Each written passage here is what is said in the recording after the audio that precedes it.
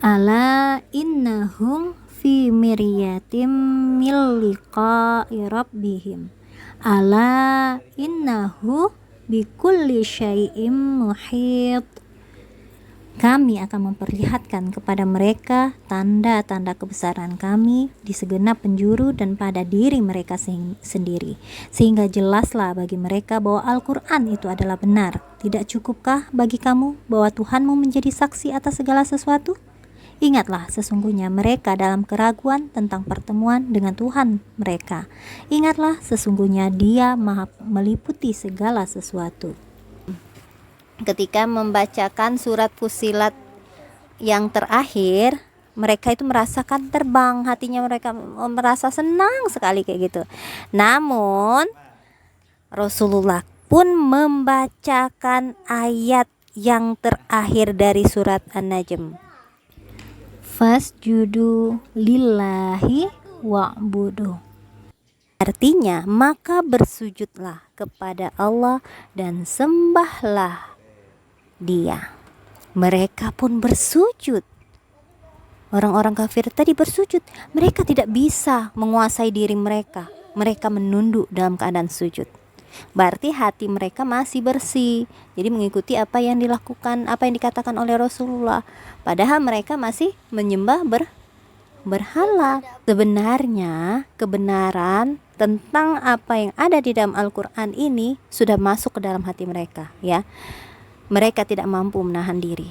Apakah selama itu mereka yang mereka pegang, yaitu agama berhala itu yang mereka pegang, ternyata pada saat itu mereka tidak bisa berkata-kata lagi. Maksudnya itu apa yang dikatakan dalam Al-Quran itu memang benar.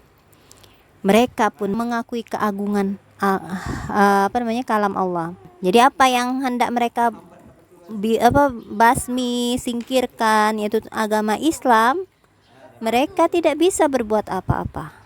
Dan setelah itu mereka yang sujud itu mendapat cercaan. Orang-orang yang bersujud tadi dicerca, dimaki-maki oleh orang-orang yang lain, orang yang tidak bersujud, ya. Yang tidak bersujud tadi, yang orang musyrik, ya. Pada saat itulah mereka mendustakan Rasulullah dan mengada-ngadakan perkataan untuk mengolok-olok beliau dengan berkata bahwa beliau menyebutkan nama berhala mereka dengan ungkapan berisi sanjungan, bahwa beliau berkata tentang berhala-berhala itu yang luhur, yang syafaatnya benar-benar diharapkan. Jadi orang-orang yang tadinya bersujud ternyata bukan bersujud dalam artian bersujud benar, karena caci makian dari kawan-kawan yang lain, makanya mereka berbalik arah, mencoba membuat apa yang dikatakan oleh Rasulullah, kemudian apa yang disampaikan dalam Al-Quran itu didustakan. Mereka dustakan. Mereka berkata bahwa apa yang disampaikan oleh Rasulullah itu adalah sanjungan untuk berhala-berhala mereka, sesembahan mereka yang luhur itu. Dan sujudnya orang musyrik ini didengar oleh para muhajirin di Habasyah, tapi dengan versi yang berbeda jauh dari gambaran yang sebenarnya. Cerita yang sampai kepada orang-orang muhajirin di Habasyah itu bahwa orang-orang Quraisy itu sudah masuk Islam. Mereka senang sekali. Oleh karena itu mereka pun pulang ke Mekah. Wah, katanya, kan sudah pada bersujud semua kan? Jadi pulanglah orang-orang muhajirin tadi, orang-orang yang hijrah ke Habasyah tadi, ya. Pulang pada bulan Syawal pada tahun yang sama. Hampir mendekati Mekah. Ketika hampir mendekati kota Mekah, tengah hari, ya, sebelum tengah hari, mereka tahu yang sebenarnya.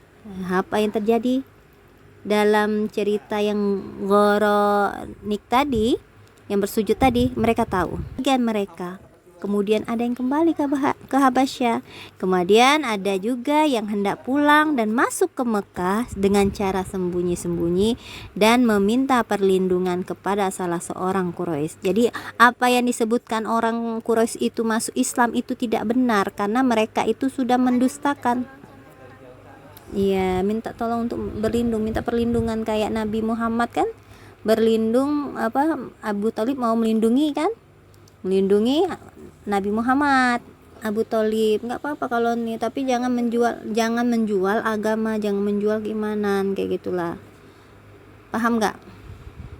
Kayak kita nih, kita misalnya merasa terancam, kita di Indonesia ini kan ada presiden misalnya, tapi kita merasa terancam di negeri ini, kita boleh ke tempat yang lain, minta perlindungan yang lain, boleh. Bukan perlindungan dalam artian minta perlindungan sepenuhnya, karena tidak ada manusia yang bisa memberikan perlindungan sepenuhnya. Allah lah yang memberikan perlindungan sepenuhnya. Paham enggak sampai sini? Hanya sebatas perlindungan yang ada aja, Mas. Sebatas perlindungan yang memang bisa dilakukan oleh manusia. Kalau untuk semuanya kita lewat doa, kita minta lindung sama Allah gitu ya. Nah, setelah itu siksaan dan penindasan yang ditimpakan oleh orang Quraisy terhadap orang-orang Muslim, termasuk yang sudah hijrah tadi, yang kembali ke Mekah tadi, semakin menjadi-jadi, terutama lewat suku masing-masing. Nabi tidak melihat cara lain kecuali menyuruh mereka, orang-orang Islam itu, untuk hijrah kembali yang kedua kali. Jadi yang tadi yang ke pertama itu 12 orang laki-laki kan, 4 orang perempuan. Nah, kemudian sebagian yang mau tinggal di Mekah, ada sebagian yang kembali ke Habasyah. Nah, yang ini karena sudah disiksa semakin menjadi-jadi, Rasulullah pun nyuruh hijrahlah dulu untuk yang kedua kali ya. Namun nih, orang-orang kafir Quraisy tidak pernah rela kalau orang-orang Muslim itu berhijrah dengan mudahnya, dengan aman. Maka orang-orang kafir Quraisy ini berusaha untuk menghalangi jalan mereka untuk berhijrah ya. Namun Allah melapangkan bagi mereka jalan untuk ke Habasyah sebelum orang Quraisy mengetahuinya. Dan kali ini yang hijrah itu semakin banyak. 83 orang laki-laki dan 18 atau 19 orang wanita. Berapa jadi jumlah seluruhnya pada yang kedua? 83 tambah 19. 83 19 102 orang yang ke Habasyah. Orang musyrik itu, kalau orang yang sudah berhijrah itu aman dan agamanya juga bisa dijalankan dengan baik, mereka nggak senang. Untuk itu orang musyrik memilih 2 orang, yaitu Amr bin Al-As, Abdullah bin Abu Rabi'ah. Ya nanti. Nah, 2 orang ini ya disuruh sebagai utusan. Dan sebelum keduanya masuk Islam itu ya. Nah, mereka mengirim 2 orang ini dengan membawa berbagai macam hadiah untuk Raja Najasyi dan para uskup di sana. Uskup itu pendeta. Sebelum sampai ke Raja Najasyi, utusan orang musyrik ini bertemu dulu dengan para uskup, kemudian menyerahkan berbagai hadiah dengan mengajukan beberapa alasan agar mengusir orang-orang Muslim yang ada di Habasyah itu, diusir. Nah, kayak gitu, minta tolong dengan uskup tadi. Dan setelah uskup menyatakan kesediaannya, bersedia uskup nih, ya aku bersedia untuk mempengaruhi Raja Najasyi, barulah utusan tadi menemui Raja Najasyi sambil menyerahkan berbagai hadiah, dan mereka berdua berkata, "Wahai Tuan Raja, sesungguhnya ada beberapa orang bodoh yang menyusup ke negeri Tuan. Mereka itu telah memecah belah agama kaumnya, juga tidak mau masuk ke dalam agama tuannya." Maksudnya tuannya itu agama Nasrani. Mereka datang membawa agama baru yang mereka ciptakan sendiri. Mereka tidak mengetahui secara persis. Mereka dikiranya orang Islam itu tidak ngerti persisnya seperti apa agama Islam. Nah, begitu pula Tuan. Nah, orang-orang yang diajaknya itu nggak ngerti katanya, apalagi tuannya Najasyi, maksud dia kayak gitu ya.